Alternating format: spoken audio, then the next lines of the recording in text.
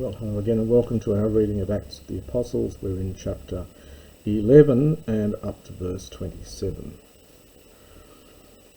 Entautais detais hemerais, and in those days Prophesy, prophets, we're not told who these were, but prophets, kat aelthon, from kat erchomai, went down from Jerusalem into Antioch.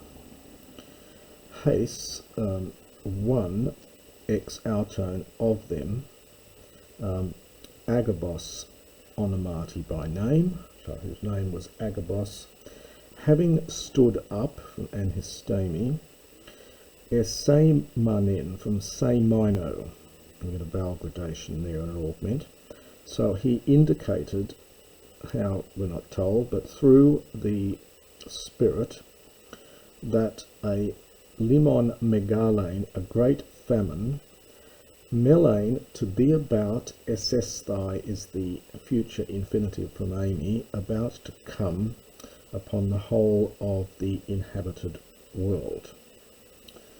This is an expression generally used for the area controlled by Rome, which was pretty well all of the inhabited world as understood at that time.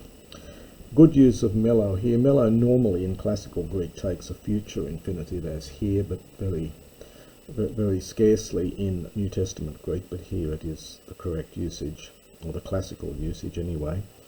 So he indicated through the Spirit that a great famine was about to occur, about to happen upon the whole of the inhabited land. Hatis, which was epi Claudiu, in the time of Claudius. This is one of the uses of epi plus the genitive, in the time of. So this very thing took place in the time of Claudius. Now, but of the disciples, this is slightly odd here, kathos eporetotis, just as each one, or just as any of them, eupareto is has the sense of to have plenty or to be well off. So it's something like according to his ability. So just as each one had enough money to be able to do it, had plenty, that each one of them, horisan, determined, so it's appointed or determined, pempsai, to send, ace diakonian, for assistance, so for relief. So in other words, that each one of them would understand send money for the purpose of service, for the purpose of relief, but there's no explicit mention of money, to those brothers dwelling in Eudaia, in Judea. So slightly awkward Greek here. If they'd have put in kremata, money would have been a bit easier. We have to supply that, really. Hot kai,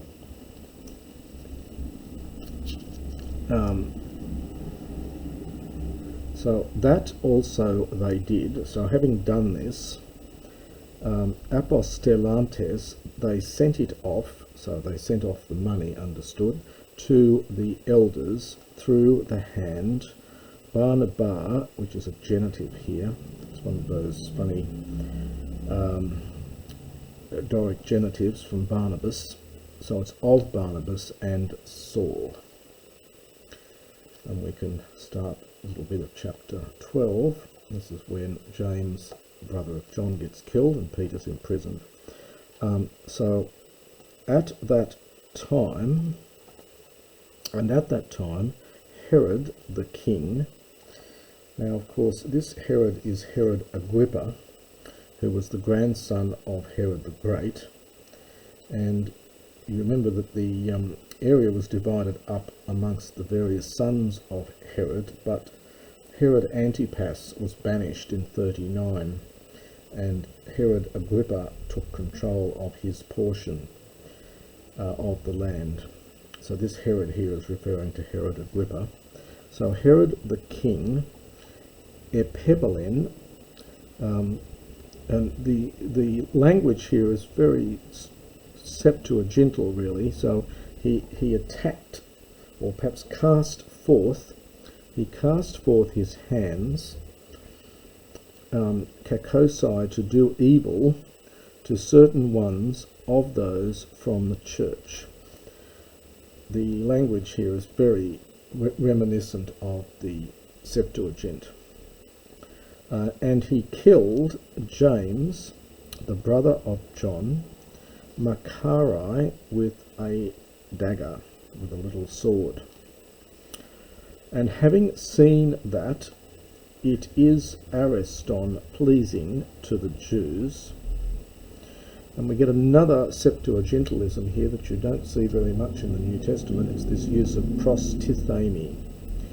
Prostithemi plus an infinitive was used in the Septuagint to try and get the sense of the intensitive of the in Hebrew verb. So it literally means increased to arrest. So it's sort of almost he went out of his way to arrest. He went further to arrest also Peter.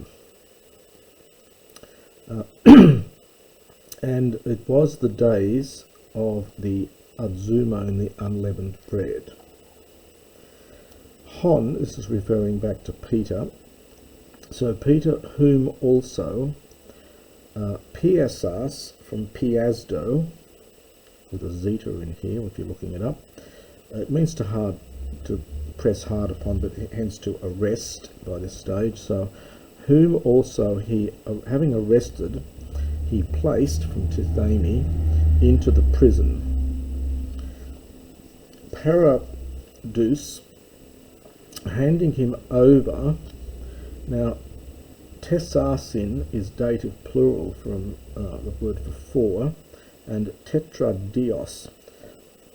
So handing him over to four, this is the Greek version of the Latin quaternion. So a quaternion was a set of 4 men. So it's literally having handed him over to 4 quaternions of soldiers. So that's 16 soldiers to guard him, wishing to bring him before the people after the Pascha, the Passover. Hotmen un Petros, Peter therefore, etereto, imperfect passive, was kept under guard. Terio is to keep, so this is the passive. So he was kept in the prison. He was kept under guard in the prison, and there was prayer taking place, ektenos. This is an interesting word. It means earnestly or intently. It's a Septuagint word. It does appear, an adjective form of this does appear in a fragment of Aeschylus, but it's quite a rare word until Biblical Greek. So it means earnestly. So prayer was taking place earnestly by the church to God regarding him, periatu, that is regarding Peter.